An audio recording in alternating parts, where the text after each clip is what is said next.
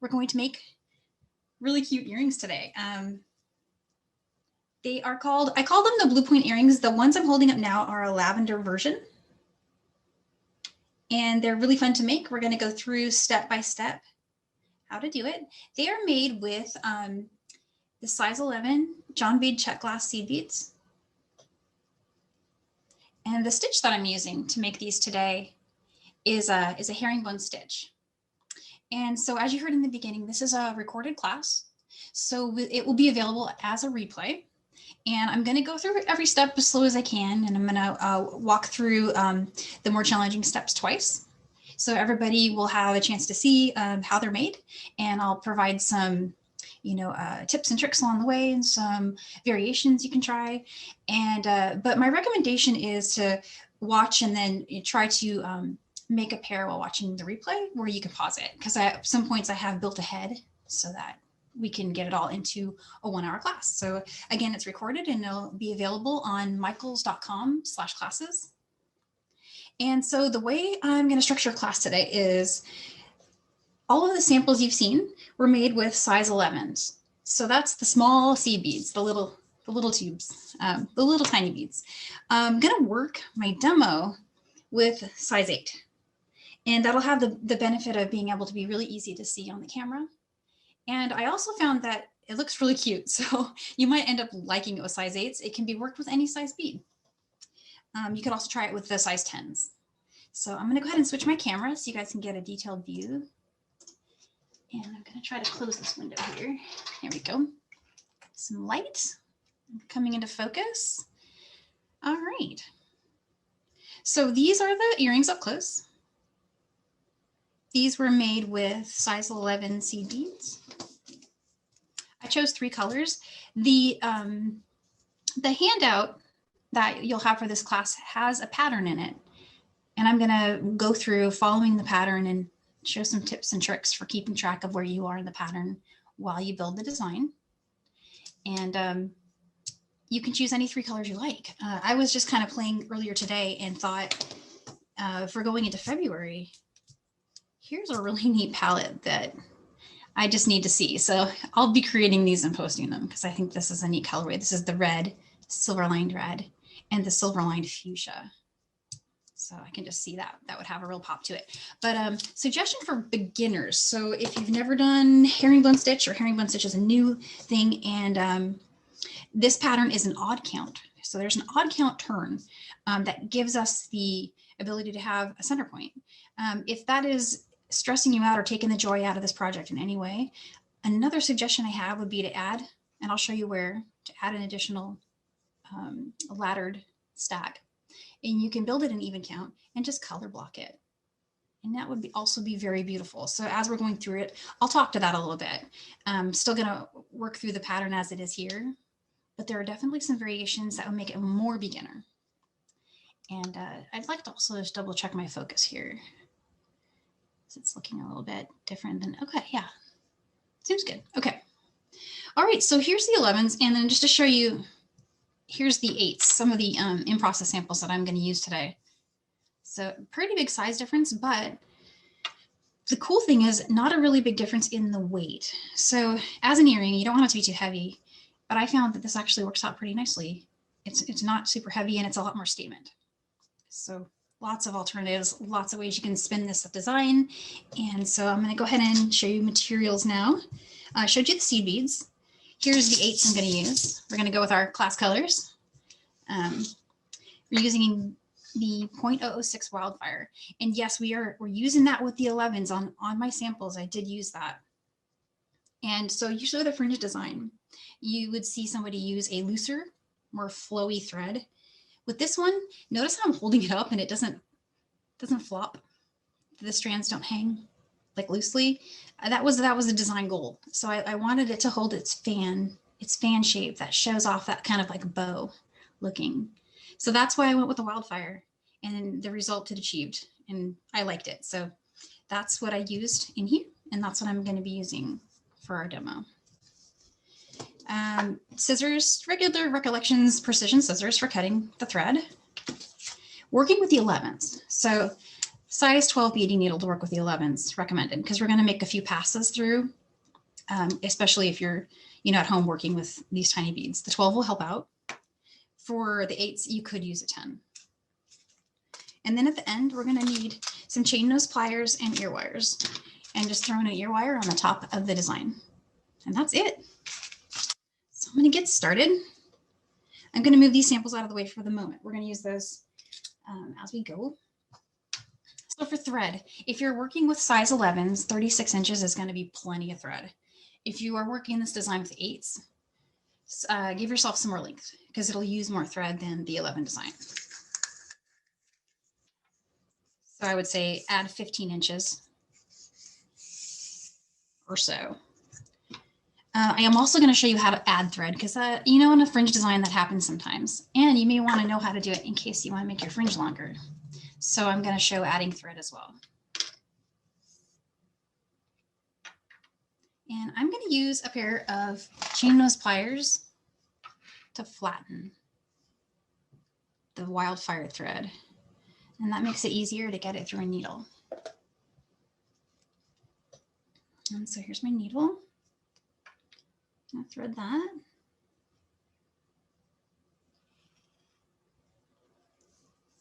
Okay. So colors, you can use any colors you like. Starting with my turquoise. And in the handout, it'll show you to start by picking up 4 beads and leaving about a 7 to 10 inch tail or so. All you'll need that tail for is just to weave in. So just leave it long enough that it's comfortable to weave in later. And what we're going to do here is we're going to ladder stitch. And we're going to ladder stitch 9 stacks of 2. And when I say stacks of 2, I mean that each of these 2 is going to be a stack. And so to get there, go through just those first 2. So we strung 4. And don't worry, I will go through this 2 times. So we'll make sure and catch it for everybody. There we go. My thread got caught on my keyboard. Oops. So pulling that through. And it's going to form a box shape, or it should eventually form a box shape here. There we go. And once you have that little box shape, come back up through those second 2 beads. I'm going to close my keyboard tray really quick so my thread won't catch on it. There we go. All right. And it might be a little loose at first, but don't worry about that too much because we're going to end up going back through this entire laddered segment when we add the first row of herringbone stitch. So that's just fine for a square if that's what you're getting. And then you want to pick up 2 more of your beads.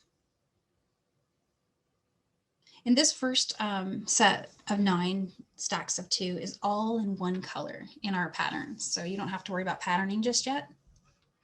We're just ladder stitching those stacks. So I picked up 2, I went back through the middle set there, and I'm going to turn and come back down through these top ones here.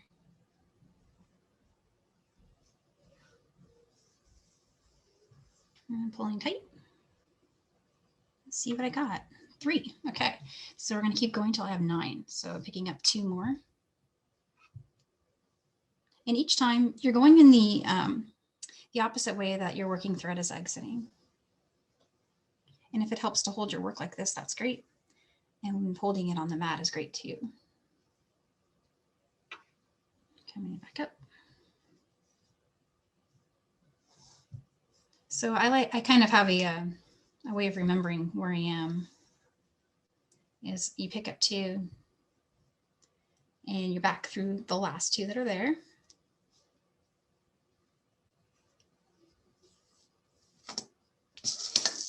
There we go. And then come down through those 2 that you just added. And feel free to shout if you have a question about this step. I know laddering it's kind of one of those, it's this first step for so many different stitches that it might be one everybody already knows and I'm going over it a a little too much or not enough. So just let me know.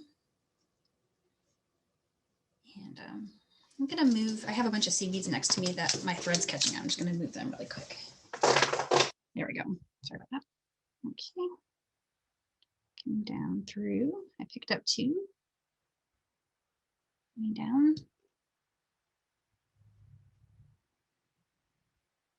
And turning and coming back up through those last ones. And something else that I'm doing while I'm working, you've probably seen me doing this a couple of times, is I'm pulling on that thread at the point where it's exiting before I keep going with this side. It's just a way of making it a little bit tighter. 2 more. I've got 1, 2, 3, 4, 5, 6. So I need 3 more. Okay.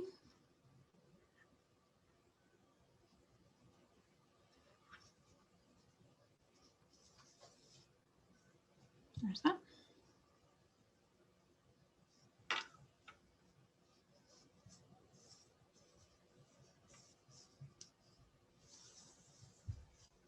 And 1 more after this.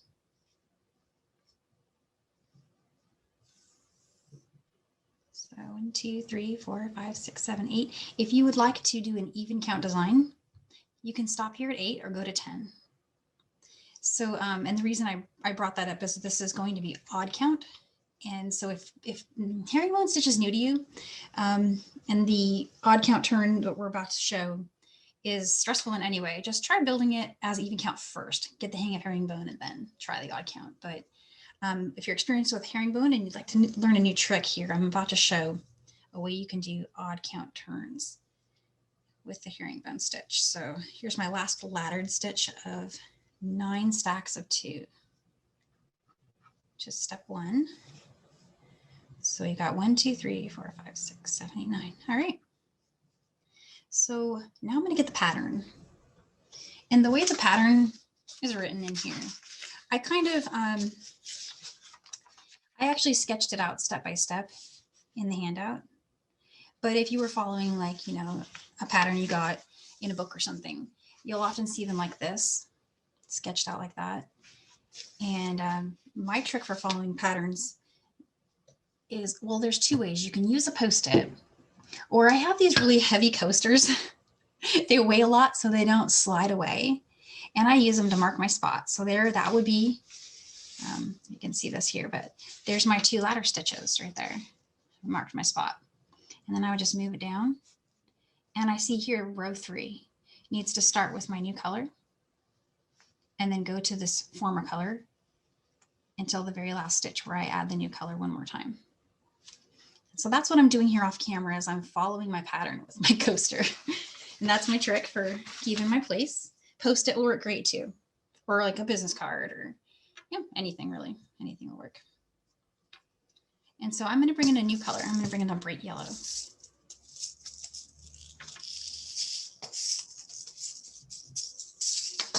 And according to my pattern here, I need to pick up one of my new colors and one of my old colors. And turn and go through the second stack that you have here. So we exited from this side.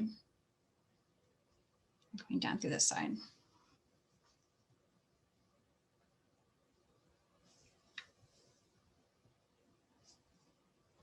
All right. So there's that. And now, according to my pattern, I need to keep filling in the same color all the way till I get to here. So that's what I'm going to do. So turn and go through these. So I'm exiting the next one. And this is just regular herringbone stitch so far.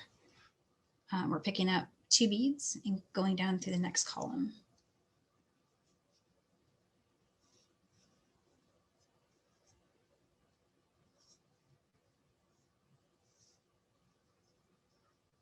I'll push these out of the way a little bit. Okay. And then turn to come up through the next ones.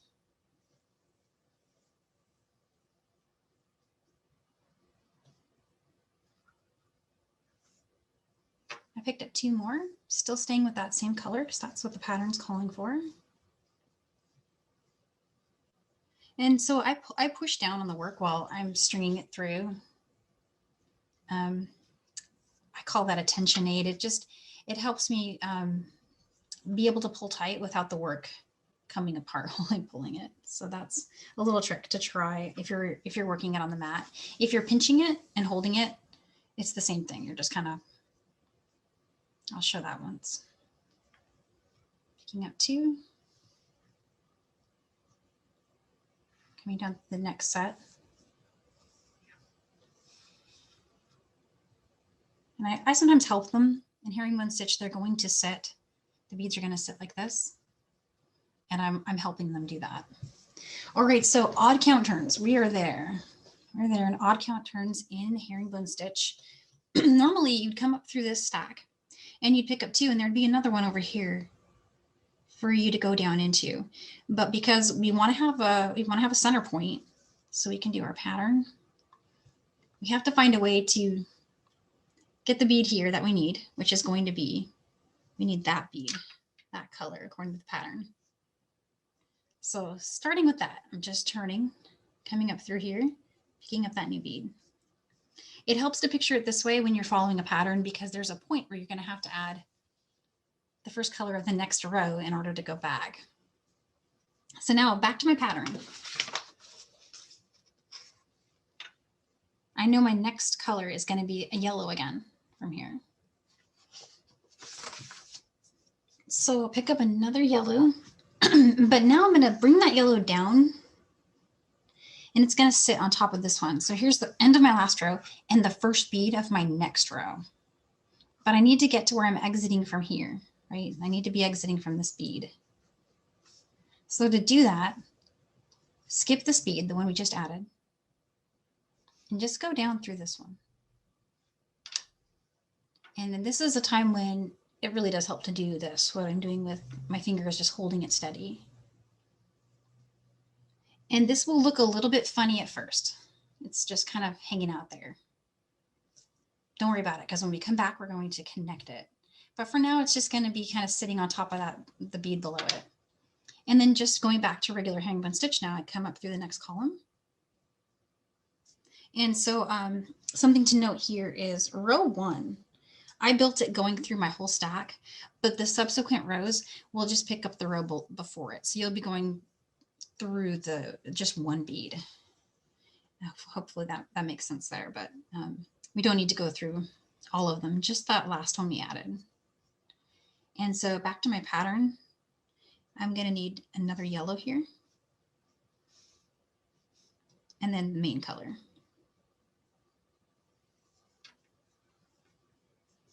So I'm picking them up in the order of the way so if the pattern has, yellow, yellow, turquoise, you'd pick up yellow, then turquoise, and go down. Come back up through the next column. That's here.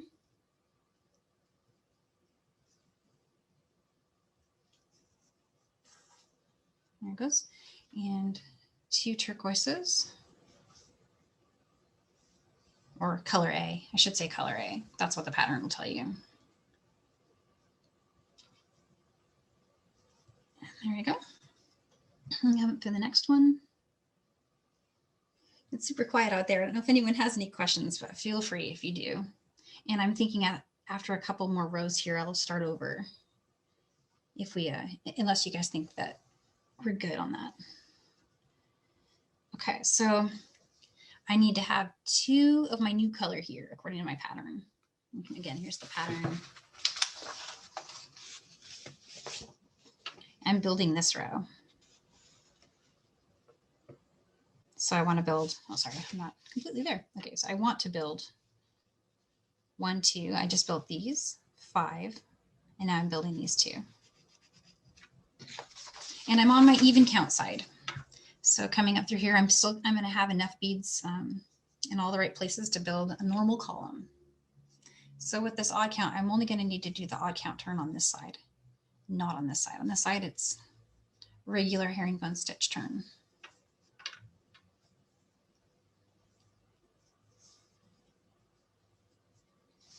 And so to make the turn here, so when we were laddering before, we were down here and all we did was we just turned and came back out. But now we're going to need to get through to where we're exiting from this bead. I like to just step up like this. Some people like to weave around to get here. You'll see some designs, really pretty designs, where they put a tiny seed bead on the thread here to kind of decorate the edge as they're stepping up. On this design, especially with the 11s, you can see my thread here exiting from the side points. It doesn't detract from your design. It speeds it up exponentially to do it this way. It also gives it flow. So if you're having like a bracelet design that you want to move a little bit, doing your step up and herringbone stitch this way will give you more movement than if you did the thing where some people weave around or pick up a thread bridge and use that as a way to get to exiting here. If anyone has any questions about that, I can get more detail going there, but just going on for the next part of the pattern shows that we have 3 yellow. So I'm going to pick up 2 here, 2 yellows.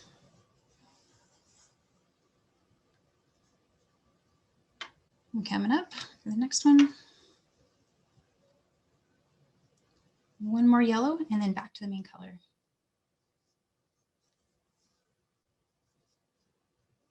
So my plan right now is to get to the end of this row, show you the odd count turn 1 more time, and then I'm going to be checking in to see if anyone wants me to start over.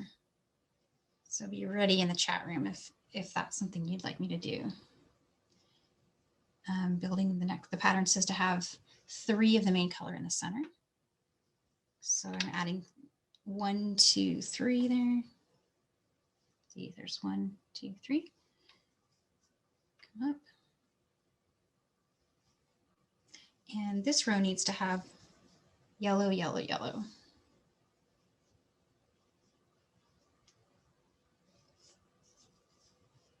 Okay.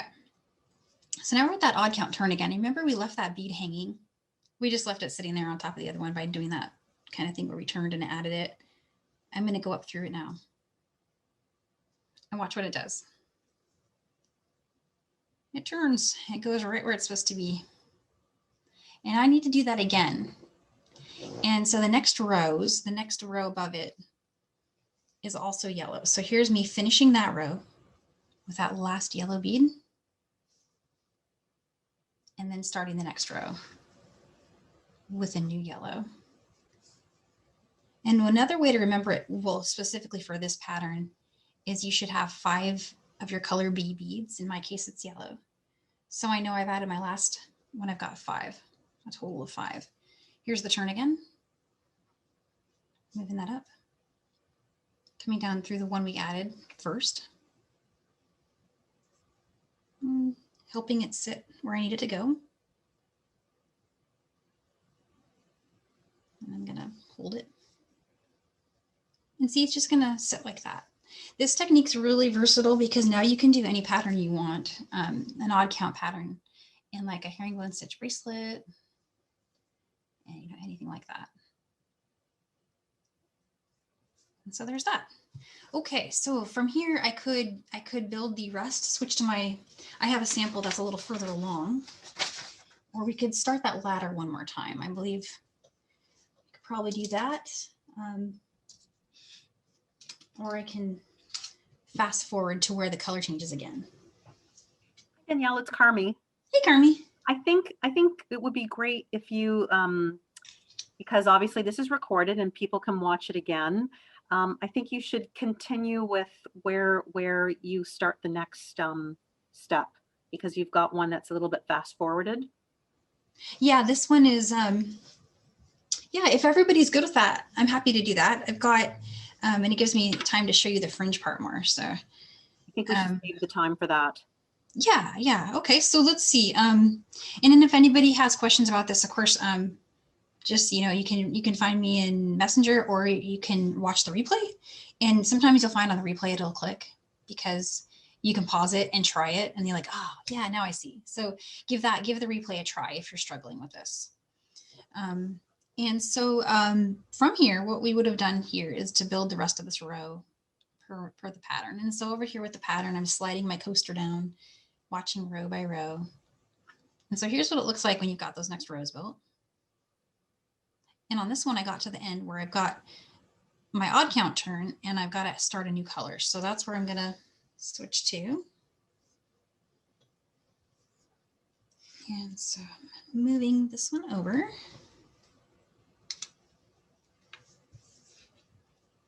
It looks like I've already got a needle on this one, so great. All right, so the pattern has me ending this with, remember we have 5 of the color beads on the side. There's the last bead of that row. Now I need a new color. So I'm getting out red now. It's cool cinnabar red. It's really gorgeous. Ooh, I'm spelling it. Fix that really quick. Okay, so I'm picking up just one, slide it down, and then just go through that yellow we added. And another trick I do with these odd count turns is I kind of hover over the column next to it, the space in between them. This stabilizes the thread a little bit. And see, so that bead's just going to hang out there. We'll keep going.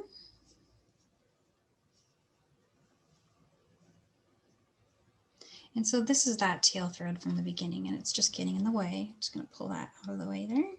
There we go. Okay, and so the pattern says one color C, and then we're back to B for the rest of the row till we get to the end, where we add one more color C. There's that. And you can see with herringbone stitch, it's all about tension. The actual stitch is meditatively easy, and it's actually a very peaceful stitch. I like doing it as a way of just calming down a little bit. If I'm having a rough day, this is the stitch I always go to. I don't know why, but for some reason it's calming, and it's a way to keep your hands busy. You don't have to do a pattern. Patterns can be stressful sometimes, I feel like. So if you want to just do color blocking is very, very cool. And so now I'm at one of my color B, and I need a new one, a color C. And this is just the even count side.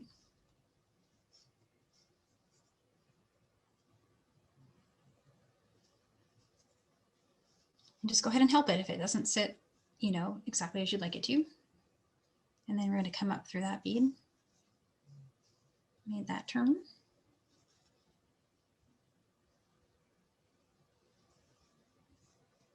And so that's how it's made, and you would keep going until you have 5 of the color B's and 5 of the color C's. And when you get there, so this is the even count side, This is the odd count side. You will have that loose odd count. Sorry, you'll have that loose odd count bead hanging out over there. So you'll keep building each row until you'll have 5 color B's, 5 color C's. Does anyone have any questions about that pattern following, or I can show the pattern again? Actually, I should show you guys where we're at. So I find that. So what we did is we built right up to the point where the color changed here, and then now we're showing you where it changed next. And one of the ways to, I think with patterns in general, just following along with them, is really just to focus row by row and try not to worry about how it looks as a whole picture until you get to a point where something looks out of place. Maybe it'll jump out at you, but otherwise, just taking it one row at a time is kind of my recommendation. And I do have to pull things out sometimes and start over if I've made an error. Hopefully, always will discover that early, but that's the only thing about patterning I would caution against, is to sort of notice when something looks a lot out of place. And in a pattern like this, it will be very noticeable really quick. So let's see. I think I'll do one more row like this, just so you guys can see that odd count turn one more time. I feel like that would be a good idea. And after that, I'll show you how to do the fringe. And then there's the finishing on the top, which is really cute. So I'm setting that one aside for now. We're going to go back and do the rest of the pattern for this row. So starting with 2 color C, get that on there. And come up through this one, the next one. This is one more color C and a color B.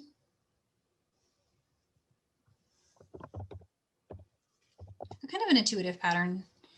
Each row is tapering down by 2. The color in the center will taper down by 2 beads. So I know this one's going to have those 3. Oops, my thread got caught there.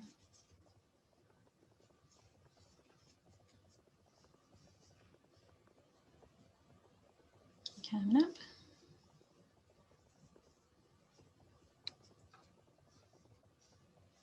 2 more here of color C. And then there's that bead that was left in the last odd count turn, going through that one.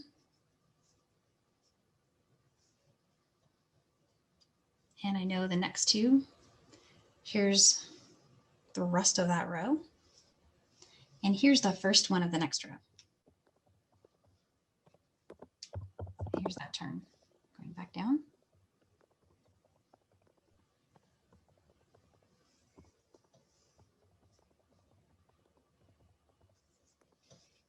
And don't worry if it's just wonky hanging out there, it will get picked up when you come back through for the last pass. So fast forwarding for 3 rows. 3 rows later, you'll have this. And it's time to start the fringe. So fringe patterns. The way the fringe pattern is written in this document is this is the last row, and it's a row of solid red. Let me put this next to it. So our, oops, solid row of red here. It's that one. It's the one we're going to be making our turns in. We're going to make turns in that last row as we add our fringe. The fringe pattern starts here. And when I'm building my fringe patterns, I'll take another little card or sheet or just anything, like even like just an eraser, and just use it to guide yourself. So I'll know I need 5 color C, 5 color B, and 2 color A, and move it over. And you can see the way this pattern works. It stays with 5 in the center for that color. But for every one you move over, you add 1 more up here. Sorry, take 1 away from up here and add 1 more down here. I'm just going to follow it like this, line by line, moving my guide over. So I'm hoping that helps somebody with patterning, because that's the trick that these are actually the tools I use when I'm building my own. I like it because this is really heavy and it stays put. So I'm going to start there, and that's what I'm doing off camera here. I'm moving my eraser, and you can use a business card, coaster, Post-it, anything that you've got handy will work great. Okay. And so the first step here is showing me picking up 5 of these color C beads. So get 5 on there. We'll bring it up here, and then we'll get 5 more color B.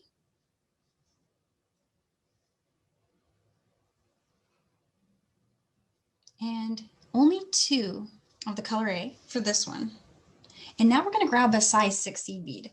On these size 11s, that is a really pronounced change. From going from an 11 to a 6, it makes it look really cool. It's going to look less, less weight is being added here by the 6 because these are 8s. But if you're really loving making these with a size 8 bead and you want to try like a 4mm gemstone here, that will look really cool. And it will give you more weight at the end of the fringe. So size 6 bead, and then another color A. And that's how our pattern was written here. And in this case, I matched the color of the size 6 to my color B. So skip that last one and come back up through the fringe.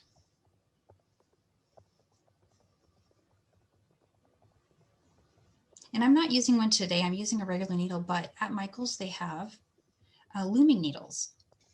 And this is a short fringe design. These fringes aren't very long, but can you see the possibility of making a really long fringe? With using one of these is kind of, I call it like a bib because it's a good base for lots of different kinds of fringe designs, or even like a bracelet design where just you have some loose strands going. So thinking about that, a loom needle is really handy because you can get a lot of beads on it and come back up through a lot of beads without having to keep needling in and trying to get inside your fringe row, if that makes any sense. So I came down through the first bead. It's the one I was exiting. And I'm going to turn and exit from the next one.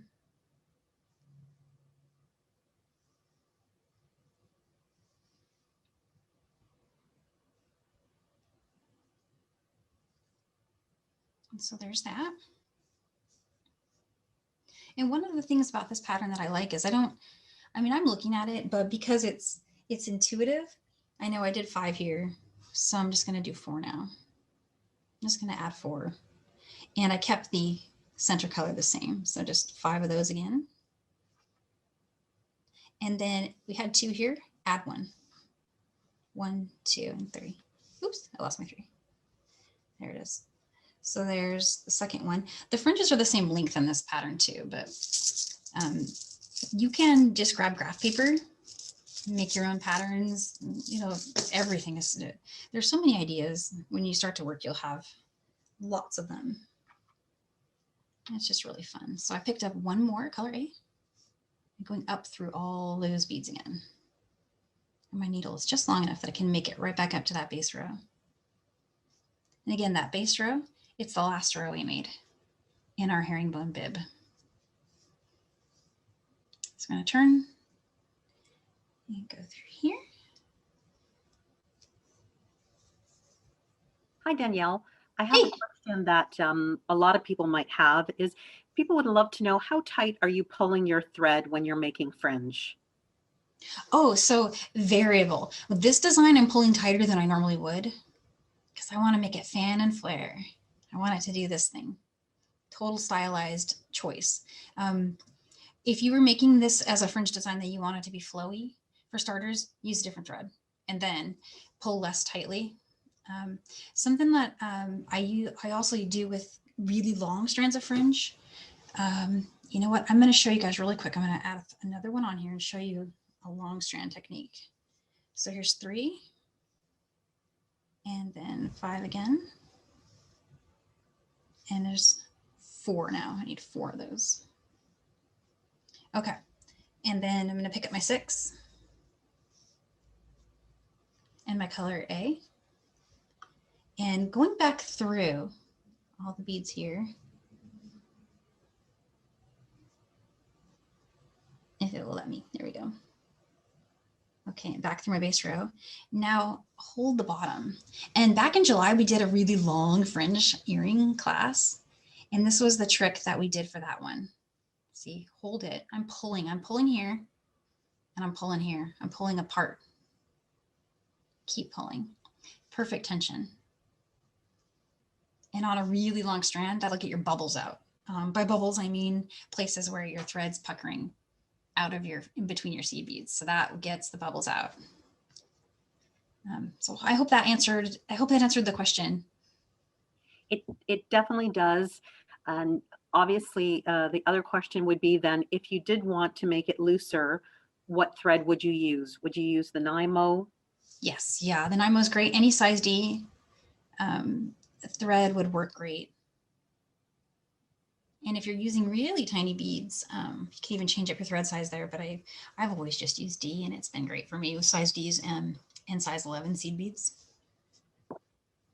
So yeah, I'd trade that. And so with a fringe design, you would just keep going and adding fringe. I wanted to show you guys just really quick though, what happens when you run out of thread? And so I purposely did that here. I did that here on this one, but coincidentally, I've also done it on this one. So I'm going to show adding thread really quick. Because that'll happen, especially on a long fringe. There's just no way you can work with, it'd be very unwieldy to try to work with that much thread. really long fringe designs require 2 reloads, typically 2 reloads. Like the ones we did in July, those were a double reload one. So new thread, using my same trick here with the chain nose. I'm gonna thread those on here.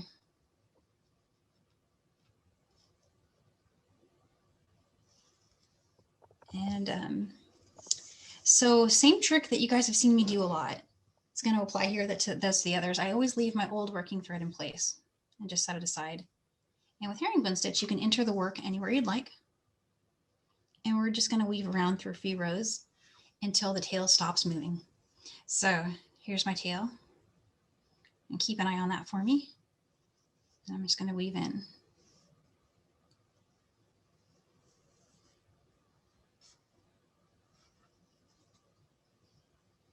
Still moving, so I need to keep going.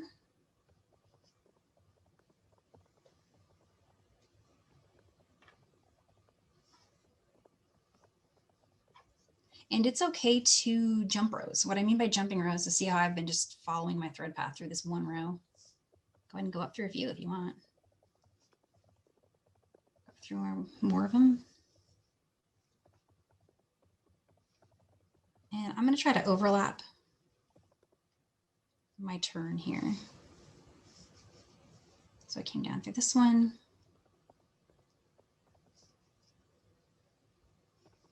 And now I'm going to come back up so I don't have 2 places that I've got thread crossing each other. I'm just using that same path. Check that out. So it just disappears really. You don't see it. Coming back, going down through a bunch. This truly is random. I'm just moving around until my tail stops moving. And I think I'm there.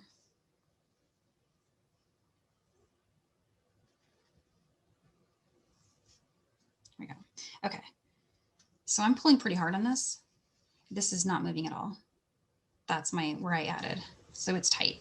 So now all I got to do is travel. And I'm going to travel over here and meet my old thread. I'm just going to do that really quick. Go through there. And you can see, like, even on, even teaching a class, like this stitch, I actually really like doing this stitch. It's so fun. And I can't really say why, but there's something soothing about it. Okay, now I'm in the same spot. That's where my old thread was. And what I'll probably do now is just weave this one in. There is no reason to keep building. If this was a bracelet, I would say build some more rows and then weave in so you don't get a bulk spot.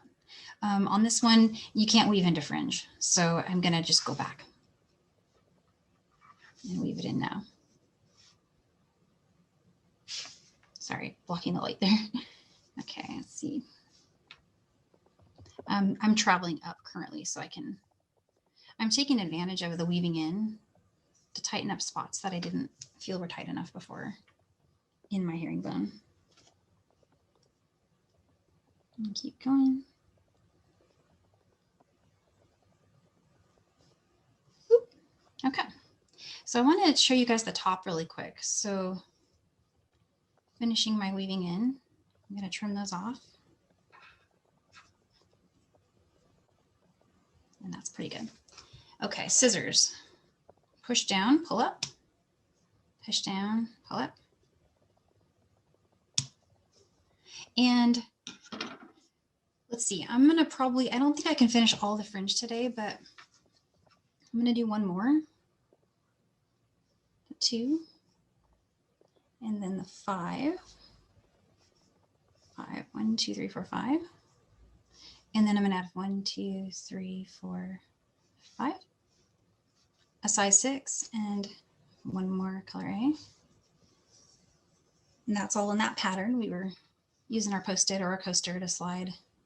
I've memorized this pattern now because it's just kind of intuitive, and I'll show that trick again for tension. And pull that through and pull in both directions. There it goes. Okay, so normally we'd finish all the way to the end here. And we'd have a bunch of beautiful fringe built. And then your thread would be over here and you just weave straight up to the top. And so I'm going to do that now really quick. to get where I need to be.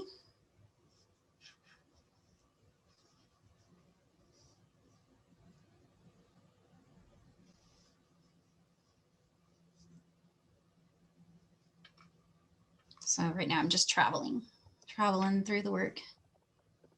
Getting to the other side here.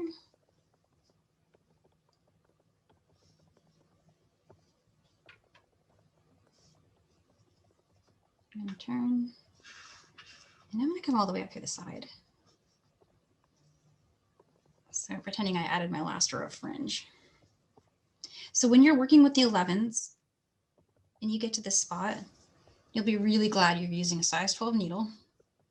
And what you'll find is that the ladder stitched beads that we added here at the top, so our first original stacks of 9, they're going to be really, really tight to get through. So a size 12 beading needle will help with that. But even then, we're looking at this being our 3rd pass through those beads. So this was my tail thread originally when we built the ladder stitch. I'm just pulling it out of the way. This is my current working thread. I want to show you building that pretty top embellished design at the top. So pick up 3 of your color A beads. You don't have to stick with color A, but that's just, I'm sticking with the pattern that's in the handout. So, and what that looks like is we're building a picot. So start with 3, and you're not going to want to go through these again. So pretending these are 11s or pretending it, that they're going to be as tight as they are. Go under that 2nd thread bridge.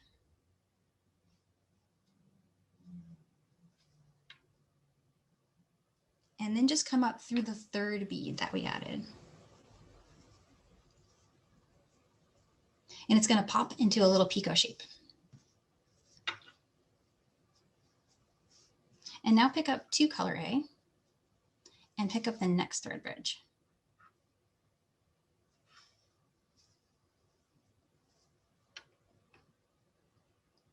And then come up. Okay, now we're at the center. And in the handout, it'll show that it's picking up 6 beads. So 3 for one side and then 3 for the other. So I've got these 3 and 3. And I'm going to skip the next 2 thread bridges. So I'm counting this one, skip it, and counting this one and skipping that one, and going down through the 3rd. Pull tight. Come up just through that last one. And you'll get a loop. And you'll want to pick up 2 more. And we're going to just kind of repeat what we did on the other side. Go through that next thread bridge. Pull through. Come up through that one. All right. 2 more. And then we are good. And I'll show you that one last little bell and whistle that I put on the top. It's a lot easier to see in the 8s, so this is going to look cool. So there's that one side. We want to add these little pops of color. So I'm going to pull in some yellow and make a turn and just go through that 1/8. 1 pop. And there's the second one. Okay, so from here, I want to reinforce my loop. That's where my ear wire is going to hang. So we're going to turn, go down through this A. So just that one. Go under that thread bridge again. A good way to catch a thread bridge is just to stab your needle in between. Coming up, I'm flipping it over so I can see what I'm doing on the other side, but I'm just coming up through the A, and I'm going to continue through that whole round of little CDs there, and down through that last A on the other side. Again, I'm going to pick up the thread bridge that's under it by going through the center, the column there. It just makes it easier, especially with the 11s, to see what you're doing if you use the column. Coming up. And then one more bright yellow color here. I need one more bright yellow.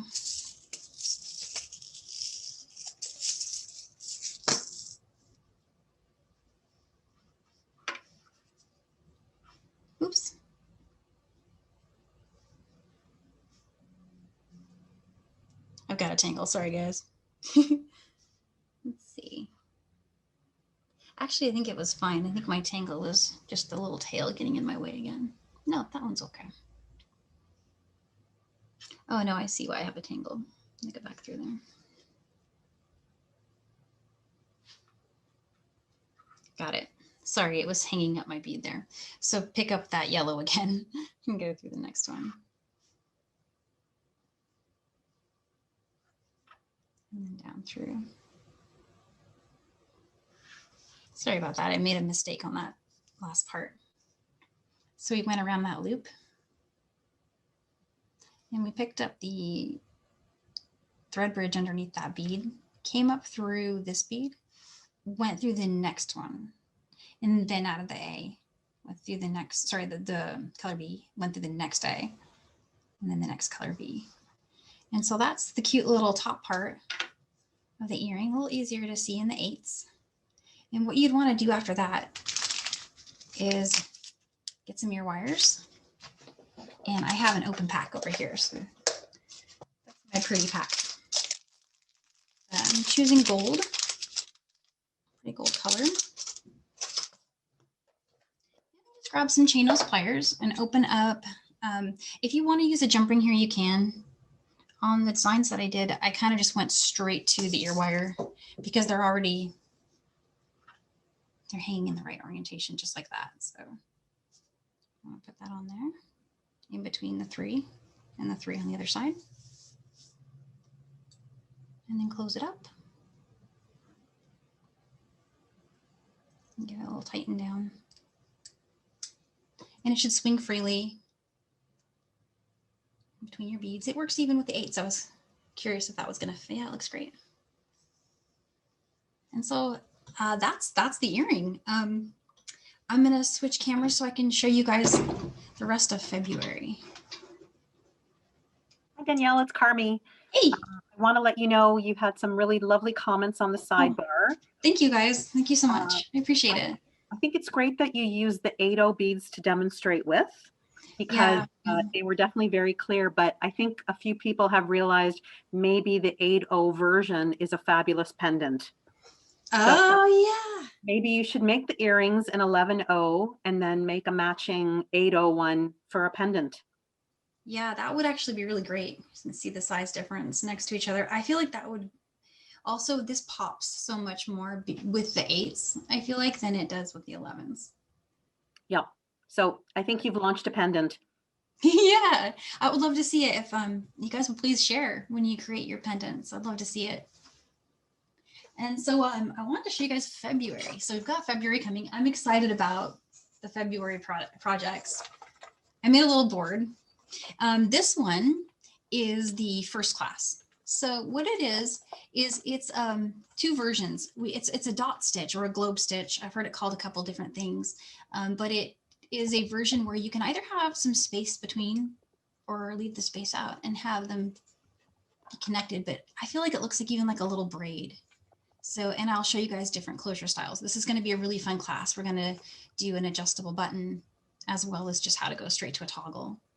Week after that is sliders.